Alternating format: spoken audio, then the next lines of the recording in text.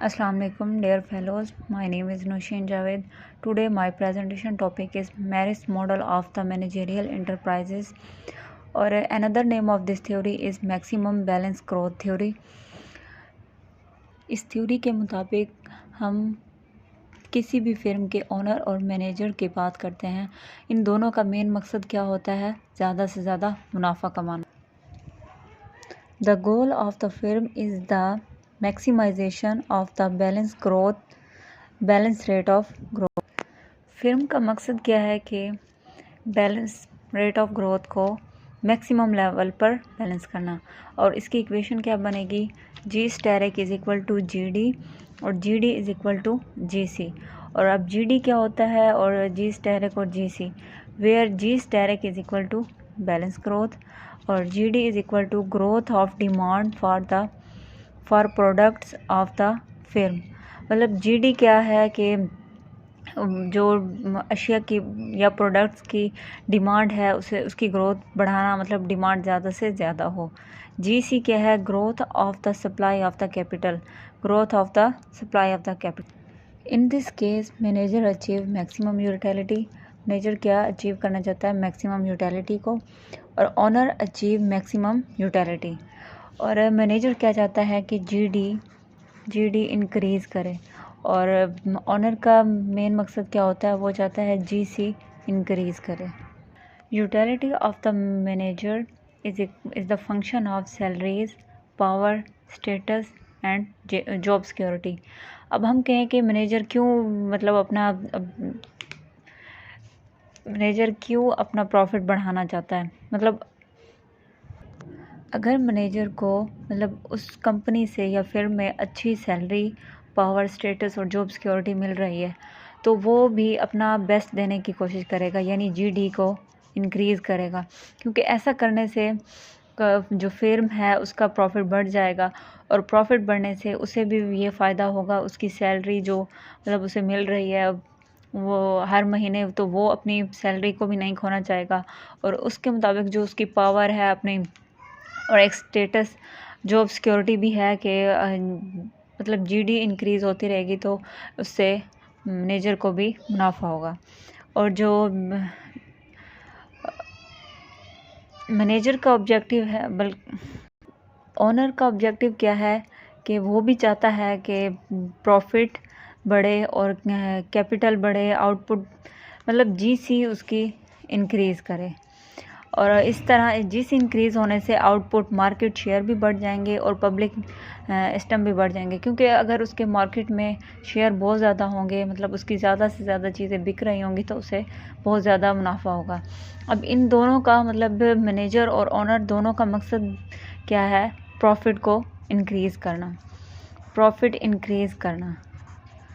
दोनों चाहते हैं कि उसे ज़्यादा से ज़्यादा मुनाफा हो, लेकिन ये मुनाफा भी एक नॉर्मल हद तक होता है, उससे ज़्यादा नहीं जाता। लेकिन वो दोनों ये चाहते हैं कि उनका ये मुनाफा जो है, जो उनकी ग्रोथ रेट है, वो एक कांस्टेंट लेवल पर लगातार बढ़ती रहे, लेकिन कम ना हो। ये ना हो कि एक साल में उन्हें मुनाफा हो रहा है तो अगले साल में उन्हें नुकसान हो जाए। वो दोनों का मेन मकसद क्या होता है कि हम कांस्टेंट लेवल पर उनकी ग्रोथ जो है वो लगातार बढ़ती रहे। According to Marris limit his model to steady rate of growth. लगातार जो उसकी ग्रोथ रेट में मुसलसल इजाफा होता रहे, या मुसलसल एक ही उसमें रहे, ये ना हो कि उसे उसमें नुकसान होना शुरू हो जाए। Utility of honor is the function of GC and utility of the manager is the function of GD into S। और हमने पीछे देखा है जो GD वो है growth rate of demand, S bar is equal to job separation या job security. क्योंकि मैनेजर को जॉब सिक्योरिटी भी तो चाहिए। ये ना हो कि वो काम भी करता रहे और ग्रोथ ऑफ डिमांड बढ़ाता रहे, लेकिन बाद में उसे अपनी जॉब भी सिक्योर ना मिले। और हम ये चाह रहे होते हैं कि हमारा जो है ग्रोथ रेट है वो बैलेंस रहे, ये ना हो कभी कम हो रहा है और कभी ज़्यादा हो रहा है, इस तरह ना हो। जी स्टेरिक हम इस लेवल को चाहते हैं, is equal to G D, और जी डी इज़ इक्वल होना चाहिए जी सी के। फॉर एग्ज़ाम्पल, अगर मैनेजर चाहे कि अगर फिल्म का ओनर या फिल्म चाहे कि इस मैनेजर को निकाल कर हम कोई दूसरा हायर कर दें, तो उसे 2 तरह के मसाइल का सामना करना पड़ेगा। 2 कॉन्स्ट्रेंट क्या है, ये मसाइल है, ठीक है। पहला क्या है, द मैनेजेरियल कॉन्स्टेंट, मतलब फर्स्ट कौन सा है, इसमें 2 मसाइल आ सकते हैं, न्यू मैनेजर हायर करना और उसके बाद रिसर्च एंड डेवलपमेंट। मतलब अगर वो नया मैनेजर हायर करेंगे तो उन्हें ये तो नहीं पता कि वो जो न्यू मैनेजर आएगा वो उस एबिलिटी के साथ काम कर सकता है जैसे फर्स्ट वाला कर रहा था, या वो उस अशिया की ग्रोथ को बढ़ा सकता है जिस लेवल पे वो बढ़ा रहा था। और उसके अलावा मतलब नया मैनेजर ढूंढने में, और उसके अलावा उस प्रोडक्ट को या कोई न्यू अगर प्रोडक्ट मार्केट में लाना चाहते हैं तो उसकी डेवलपमेंट के लिए भी बहुत ज़्यादा टाइम लगेगा। नेक्स्ट इज़ जॉब सिक्योरिटी, इसे ऐसे शो करते हैं, और ये क्या है, financial constant. Job security as a financial constant, इसे हम एक पैरामीटर के तौर पर लेते हैं। ये क्या है, एक पैरामीटर। अगर किसी भी फर्म या कंपनी में लिक्विड एसेट्स बहुत कम हो, मतलब हाथ में उनके पास पैसा ना हो फौरी तौर पर, तो उस कंपनी का क्या होगा, दिवालिया हो जाएगा, क्योंकि कोई भी उनके साथ कॉन्ट्रैक्ट नहीं करना चाहेगा क्योंकि वो पेमेंट सही टाइम पे नहीं कर सकेंगे, क्योंकि उनके हाथ में पैसा ही नहीं है। लेकिन दूसरी सूरत हाल, लिक्विड एसेट बढ़ जाए तो उससे भी उनको नुकसान ही होगा, क्योंकि जब बहुत ज़्यादा पैसे हो जाएंगे तो इनकम टैक्स वालों का भी छापा पड़ सकने का ख़तरा होता है। इधर A1 क्या है, लिक्विड रेशो, मतलब इसमें हम देखेंगे liquid ratio is equal to L/A into, ये होता है अगर A1 डिक्रीज़ हो तो A जो है ये इंक्रीज़ होगा, और S यानी जॉब सिक्योरिटी डिक्रीज़ होगी इसमें। अच्छा, लिक्विड रेशो होता क्या है हमारे पास, ये कोई भी कंपनी अपने पास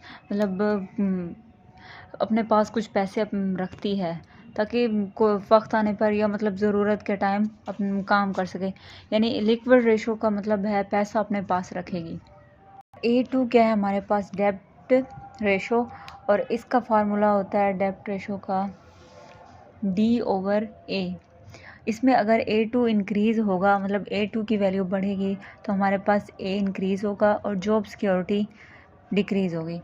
इसमें और A3 क्या है, रिटेन रेशो, इसे हम πr/π से डिनोट करते हैं, और ये क्या होगा हमारे पास, retain profits over total profit.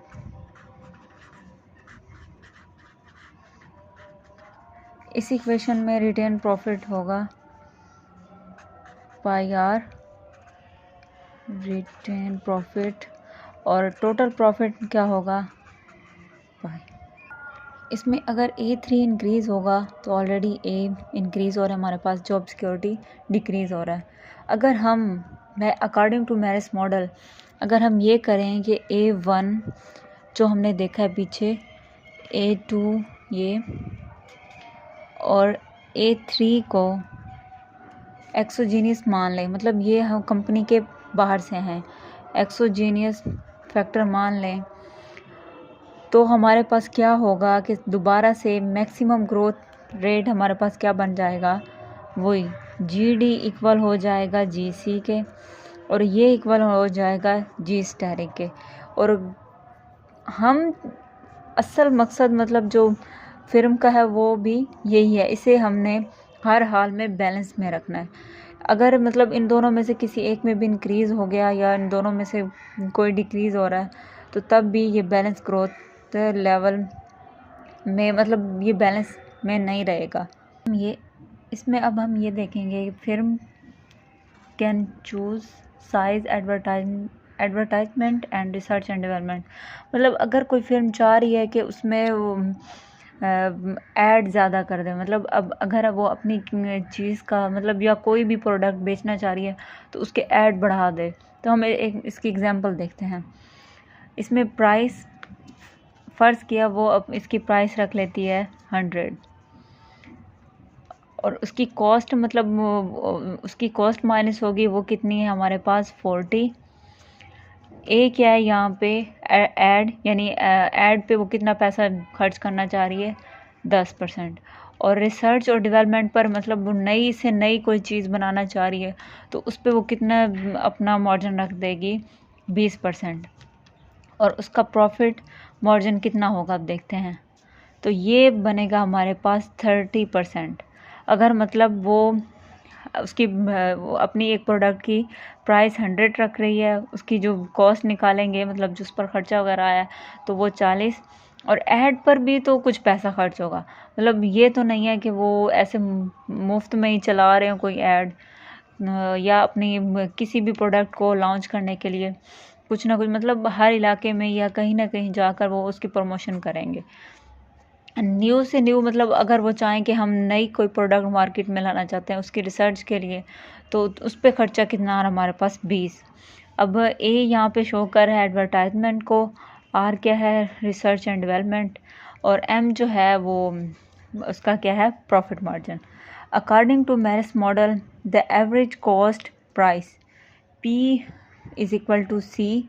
सी क्या है कॉस्ट, ए क्या है हमारे पास advertisement plus R research and development plus M. M यहाँ पे क्या है प्रॉफिट। अगर हम एम को यहाँ से निकालना चाहें तो हमारे पास फार्मूला बनेगा पी, और ये यहाँ पे आके माइनस में हो जाएंगे c minus a minus research and development. अब हम देखेंगे कि प्रॉफिट मार्जिन को बढ़ाने के लिए मतलब इनका प्राइस जो है उस अशिया की कॉस्ट और ऐड और रिसर्च एंड डेवलपमेंट का मतलब इस पर क्या असर पड़ेगा। अगर हम हमारा मतलब क्या ऐड हम बढ़ा दें, यानी ऐड पे हम ज़्यादा पैसे खर्च करें, रिसर्च एंड डेवलपमेंट भी बढ़ा दें, तो हमारा क्या होगा जो प्रॉफिट मार्जिन है वो कम हो जाएगा। ठीक है, अगर मतलब इसका वाइस वर्सा हम देखें ऐड को कम कर दें, रिसर्च और डेवलपमेंट भी मतलब कम हो जाए तो तब हमारा प्रॉफिट मार्जिन बढ़ जाएगा। अब यहाँ पे देखें अगर हम ए हमारे पास ऐड है इसकी प्राइस को हम कम कर दें 5 कर दें और रिसर्च एंड डेवलपमेंट को भी हम कम कर दें तो तब हमारा क्या प्रॉफिट मार्जिन बढ़ जाएगा। और लेकिन अगर हम ऐड बहुत ज़्यादा देंगे मतलब हर जगह नए नए इलाकों में हमारी या फिल्म की नई नई मतलब अशिया की ऐड चलेंगे और लोगों को पता चलेगा कि नई चीज़ मार्केट में आ चुकी है तो वो उससे उस प्रोडक्ट की क्या सेल बढ़ जाएगी और इससे भी प्रॉफिट मार्जिन मतलब बढ़ेगा तो सही, लेकिन जब ऐड बहुत ज़्यादा करेंगे तो उस पर भी तो बहुत ज़्यादा पैसा खर्च होगा।